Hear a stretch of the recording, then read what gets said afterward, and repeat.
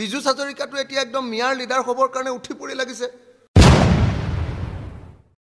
পীযুষ হাজৰিকাটো একদম মানে একদম ক'ব নোৱাৰা হৈ গৈছে যে মিয়া মানুহে তেওঁক বহুত মৰম দিছে তেওঁ ফেচবুকটো চাবচোন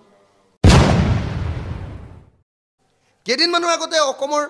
মুখ্যমন্ত্ৰী হিমন্ত বিশ্ব শৰ্মা পীযুষ হাজৰিকা জয়ন্ত মল্ল বৰুৱা বিজেপিৰ ৰাজ্যিক সভাপতি কলিতা ডাঙৰীয়া প্ৰত্যেকজনে দৃঢ়তাৰে কৈ আছিল যে তেওঁলোকক এটাও মুছলমান ভোট নালাগে তেওঁলোকক এটাও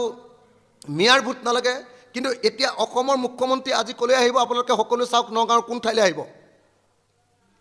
পীযুষ হাজৰিকাই দৈনিক 4খন 5খন মিটিং কোন ঠাইত কৰিছে আপোনালোকে লক্ষ্য কৰক পীযুষ হাজৰিকাই এতিয়া অন্য সকলো ঠাই বাদ দি কেৱল আৰু কেৱল মিয়াসকল বসবাস কৰা কেৱল আৰু কেৱল মুছলমানসকল বসবাস কৰা ঠাইত কেৱল মিটিং দি আছে কিয় হঠাতে তেওঁলোকে মিয়া প্ৰীতি কিয় লাগিছে হঠাতে তেওঁলোক কিয় একেবাৰে মিয়াসকলক বুকুৰ আপোন কৰি ল'ব খুজিছে হঠাতে কিয় মিয়াসকলৰ প্ৰতি গদগদ হৈ পৰিছে পীযুষ হাজৰিকা হঠাতে কিয় মিয়াসকলৰ প্ৰতি গদগদ হৈ পৰিছে অসমৰ মুখ্যমন্ত্ৰী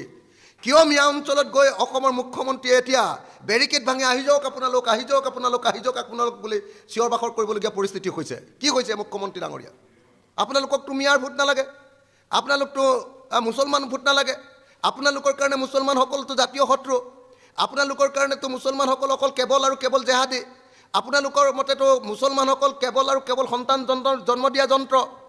আপোনালোকৰ মতেতো মুছলমানসকল দেশৰ শত্ৰু জাতিৰ শত্ৰু ভাৰতৰ শত্ৰু সাৰ্বভৌমত্বৰ শত্ৰু এতিয়া সাৰ্বভৌমত্বৰ শত্ৰুৱে মুছলমানসকলৰ ভোট লাগে যে আপোনালোকেতো এতিয়া হিন্দু এলেকাবিলাকত অসমীয়া ভাষিক অসমীয়া এলেকাবিলাকত এতিয়াতো আপোনালোকে কেম্পেইন কৰাই বন্ধ কৰি দিলে নগাঁৱতো কেৱল পীযুষ হাজৰিকা আৰু হিমন্ত বিশ্ব শৰ্মাই অকল মুছলমান এলেকাতে কেম্পেইন কৰি আছে কথাটো কি এতিয়াতো মুছলমানৰ ভোট লৈহে তেওঁলোকে পুণ্য লাভ কৰিবলৈ যত্ন কৰিছে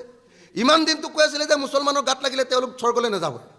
এতিয়াতো স্বৰ্গলৈ যাবৰ কাৰণে কেৱল আৰু কেৱল তেওঁলোকে এতিয়া মুছলমানৰ তুষ্টি কৰা আৰম্ভ কৰি দিছে পীযুষ হাজৰিকাটো মুছলমানৰ ভৰিত ধৰিবলৈ বাকী আছে হিমন্ত বিশ্ব শৰ্মাইতো মই জনামতে আজি মুছলমানৰ ভৰিত ধৰিবহি আহি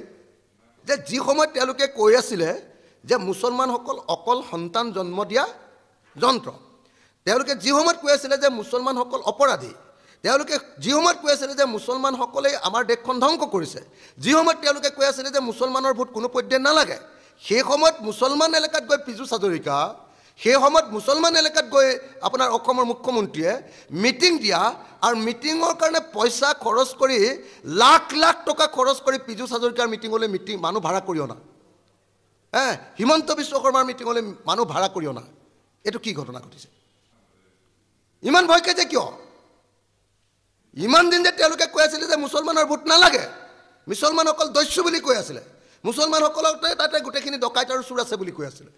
এতিয়া সেই মুছলমানৰ ভোট ল'বৰ কাৰণে পীযুষ হাজৰিকা আৰু হিমন্ত বিশ্ব শৰ্মা ইমান উদ্বাউল